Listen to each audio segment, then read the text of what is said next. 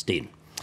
But of course, the strategic decisions that are handed down from FNHQ are not what interest a lot of the voters who have cast a vote for her. And usually what we find, what we have found with Jean-Marie Le Pen, is that something like 50% of that electorate normally goes to the mainstream right candidate, previously Chirac. A good portion of it will abstain, and there's always a fringe, probably about 20% historically, of those who vote socialist. So the vote will split three ways. At the moment, the polls are suggesting that Sarkozy could get anything up to about 60, 65%. But he would need more than that. All right, he's going to need more votes. We're going to break down those numbers a little bit later on. We've been trying to figure out, can Sarkozy still wins? And on this point, on Twitter, Aaron writes, will it be about the right turn, a complete U-turn for Nicolas in the next 10 days, or the charge of the right brigade? Well, Aaron, it's the day after the first round, and to rally the troops, the incumbent has scheduled a major rally, not just any day, May the 1st, the same day Marine Le Pen will speak, the day that the far right every year stages a Paris counter-demonstration to the big trade union marches. On the 1st of May, we're going to celebrate Labour Day, a day to celebrate work, but real work, for people who work hard, who break their backs and suffer, people who are fed up with the idea that if you don't work, you can earn more money than people who do. We're going to hold a big rally on May the 1st to celebrate work, and we will really defend work, not just the status, work itself. May the 1st. Julia Cagé, your reaction to that? About May the 1st or about the declaration of Nicolas Sarkozy? Of what Sarkozy's saying about staging a major rally on May 1st. He will do it, and he has to do it, not only against Marine Le Pen, but also against Jean-Luc Mélenchon, that said all the yesterday... protest votes. Yeah. So we are going to be on the street, and we will show you that we are really strong and that we can drive the election results. I don't think that it will have any influence on the final vote. Perhaps the debate on May 2nd would be more important between Nicolas Sarkozy and François Hollande.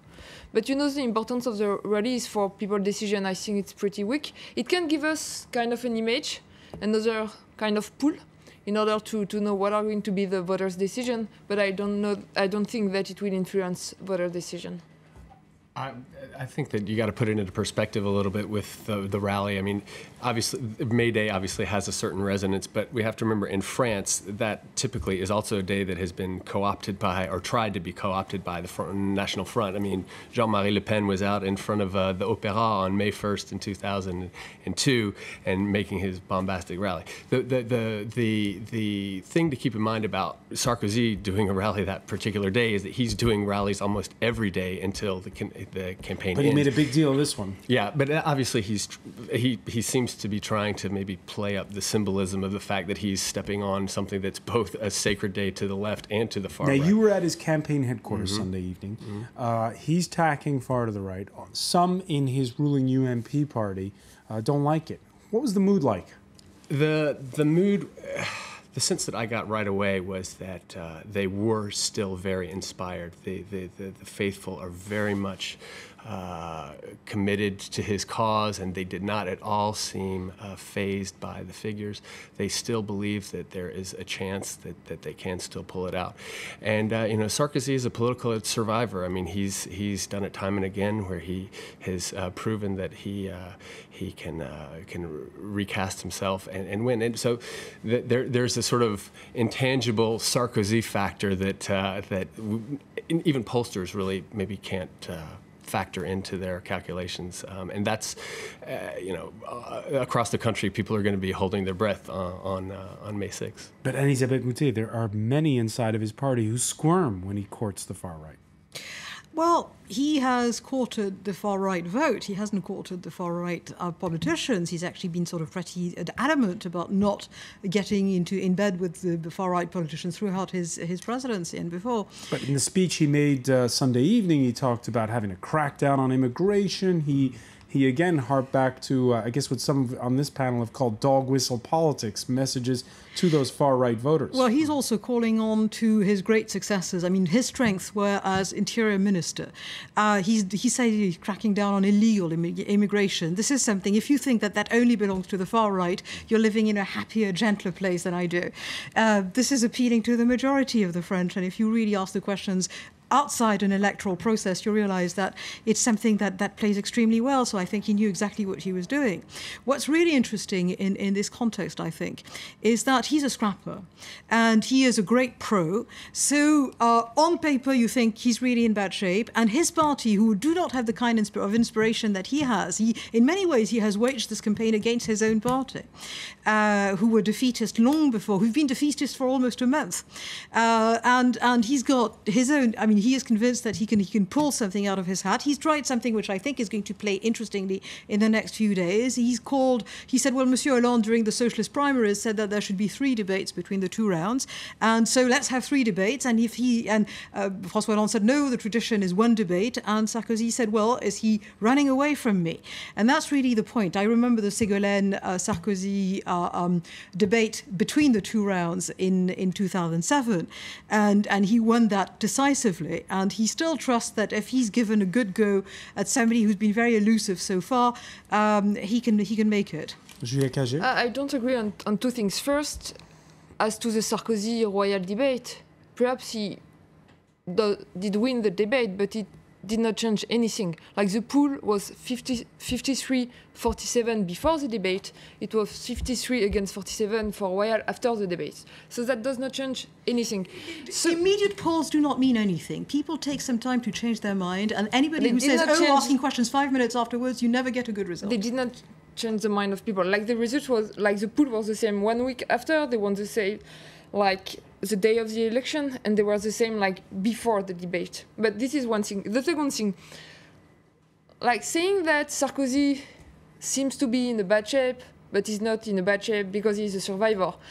This may have been credible like before the first one, and it was the old hope of Sarkozy and of the right. Like you think that he's in a bad shape, but there is this secret front that is going to come and turn out and vote for him on Sunday. And you will see he's a survivor, he will make it. And at the end of the day, it did not make it. So I think things are not going to change between the 2 rounds. He may be good at running an election. It's what a lot of people thought before, but in fact, he did pretty bad in the first round, and there is no reason why he would. Let's get back to the numbers as promised, and a tweet that we got from Robert, which says, Hollande may have come first, but he didn't break 30%. As usual, it will probably come down to where most round 2, not far-right voters, but centrists go. Jim Shields, have you had a look at the numbers, and tell us what you think about, does Hollande have the numbers to be a shoo-in when you look at the results of round 1? Not to be a shoo-in, no. No, he has the numbers to have the momentum, and he has the numbers. Because you were saying a second ago that 20% of the, maybe 20% of the far-right voters will vote for him. That's not enough, is it? But he does need those. And I think that's what complicates life for Hollande. It's complicated enough for Sarkozy, but Hollande is not in the clear. Because Hollande needs clearly to get Mélenchon's vote, and it's almost assured. He gets on almost in its entirety. He's been endorsed by He's been endorsed. Eva Joly similarly. So he's then going to look at François Bayrou in the centre. Now, François Bayrou will not be the kingmaker he was in 2007 because he's almost half as strong, but still he will be vital. And it looks as though about 1/3 of that Bayrou vote will break for Hollande, which means he does still need that fringe of FN support that will to come to him. And Ségolène Royal has already come out and said we must understand these people who are voting for the Front National. So I think we're going to hear a few more of those messages coming out from Hollande's wider camp. I think one of the things to keep in mind is that you have to look back months that Hollande has been leading in a face-to-face battle, has been leading Sarkozy. I mean, the truth of the matter is there. And what do we see? What have we seen in this poll on the first round? The polls. The major mistake that the pollsters made, or if you can call it a mistake, the discrepancy between what the polls had said and what the final result was, was twofold. Jean-Luc Mélenchon was slightly less than what people had expected, and Marine Le Pen was slightly more. The question is whether or not that seems to have an impact on the fringe. The question is, when you get the two mainstream candidates together, is there going to be a major fluctuation compared to what the polls have been saying for months? And I just got off the phone with a pollster today. He said, basically, there are two things that can happen. Hollande has a really bad debate, which could have a major impact, or there's some sort of crisis that for example, this pollster particularly mentioned the fact that there might be a crisis with the euro or the eurozone that requires Sarkozy to step in. Short of those two things, this is the pollster talking, it looks like he said he would be stunned if, in the history of his career, 25 years in doing polls, to see a variance from what the polls are all saying right now. The only time incumbents have won re-election in this country has been when the opposition has been controlling parliament, when they've, in a sense, been themselves in the opposition.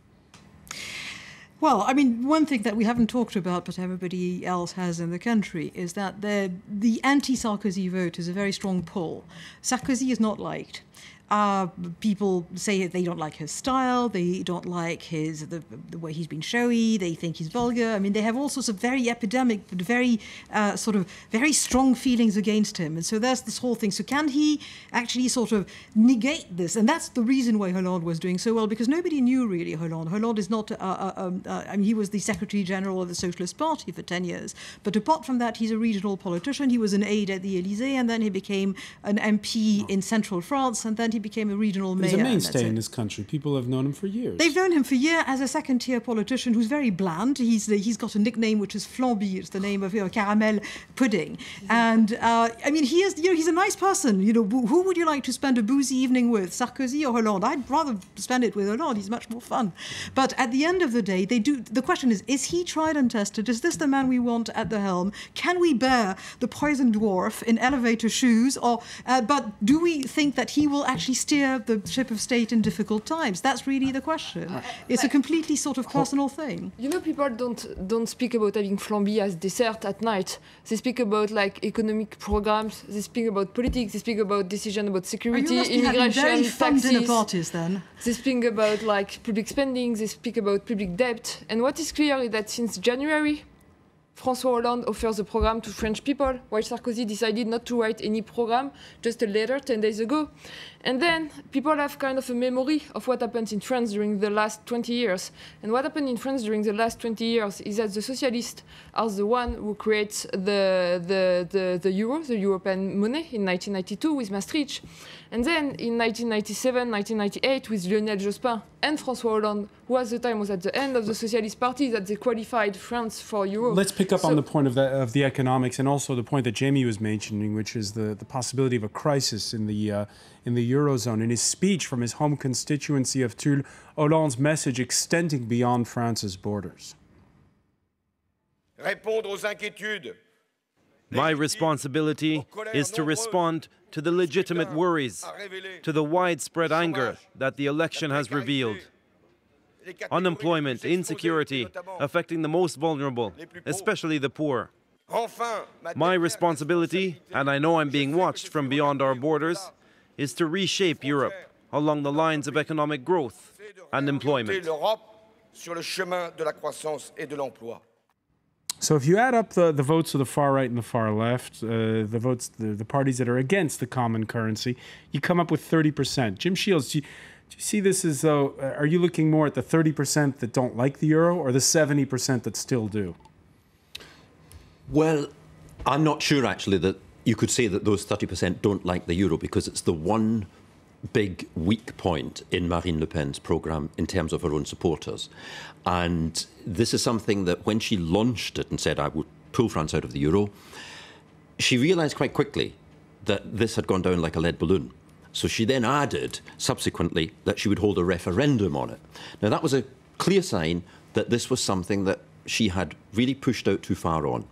And I remember earlier polls of FN voters where, when Jean-Marie Le Pen floated this, that was, again, the one issue where support was somewhere around about mid-30s, 35% among his own support base. So I don't think we can say that 30% of French voters are against the euro. They may have voted for Marine Le Pen plus Jean-Luc Mélenchon, but I think it's too simplistic to say that they are against the euro. All right, one final point. I'm going to put you on the spot, Julia Cagé. You're among those who signed a manifesto of economists who support François Hollande. You call for a president who thinks outside the box on issues like tackling the financial crisis. You say, do we want always more consumer goods with a shorter and shorter shelf life that consume energy and generate waste, or more health, more education, more quality of life? But can François Hollande think outside the box? Yeah, and I hope he will do so if he has a chance to be elected. If you look at this program, what he wants to do is more equality, more redistribution, a more distributive tax system, is to create jobs. But on May 7th, when he goes for that first trip to Germany to visit Angela Merkel, will he be able to stand up for all those things? Yeah, and they are going to talk about growth and about the way Europe can bring growth in European countries. All right, we're going to leave it there, unfortunately. Anne-Elisabeth Boutet, I know you're raring to get in on this one. We're out of time. I'd like to be that young again. We're out of time, unfortunately. Thanks for being with us. I want to thank Jamie Keaton. I also want to thank Julia Cagé and Jim Shields. Thank you for being with us here in the France 24 debate. Stay with us. Business is next, and we'll look at that down Monday for Europe's markets.